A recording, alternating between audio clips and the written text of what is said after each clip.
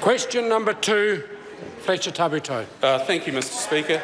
To the Minister of Trade, can he explain why he is reasonably confident of getting the numbers in the vote given the growth in international opposition to the Trans-Pacific Partnership Agreement?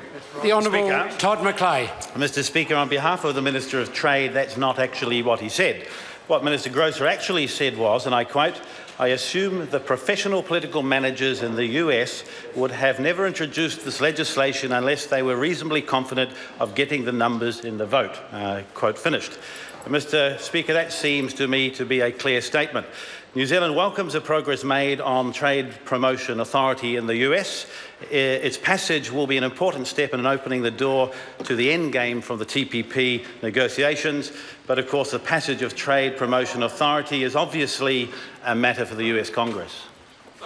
Supplementary question, Fletcher Tabuteau. Thank you, Mr Speaker. Can the Minister deny that under the Trans-Pacific Partnership Agreement, foreign corporates will gain a privileged position compared to New Zealand companies, such as the right to sue outside of New Zealand law?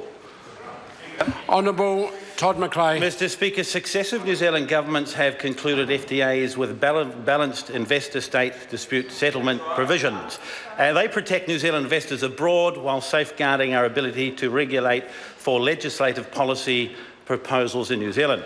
We're taking the same balanced approach with TPP. The member should note that a fair and balanced ISDS provision provides certainty to New Zealand businesses who invest in other countries.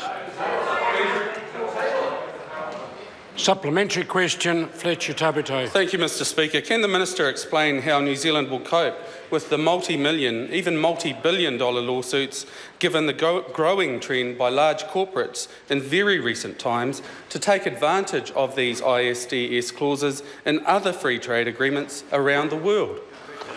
The Honourable Todd McLeay. Mr Speaker, New Zealand will deal with that extremely well, but I would note that there hasn't been a single case that he's mentioned ever in the history of New Zealand.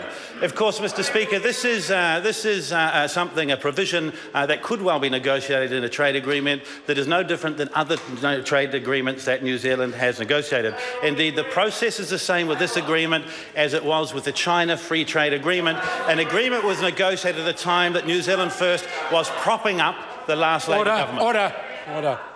The answer's gone quite far. Supplementary, Mr Speaker. Supplementary question, Fletcher Tabuteau. Thank you, sir. Given the Minister's assurance and confidence, would he be willing to bring the Trans-Pacific Partnership Agreement negotiations in front of the whole Parliament before it is signed by a select few government members? That's right. Mr Speaker. Honourable Todd McLeay. No, Mr Speaker, this won't be signed by select few government members. This will be signed by a select group of countries who will put the interests of their citizens first. We've always been clear when it comes to negotiating TPP, it will only be signed by a New Zealand government when it's a high-quality agreement and it's in the interests of New Zealand, firstly. Secondly, Mr Speaker, the process being followed with this is the same process that was followed with the China agreement, with one exception.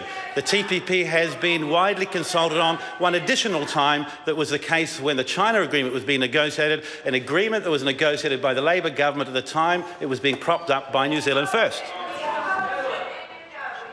Question number 3,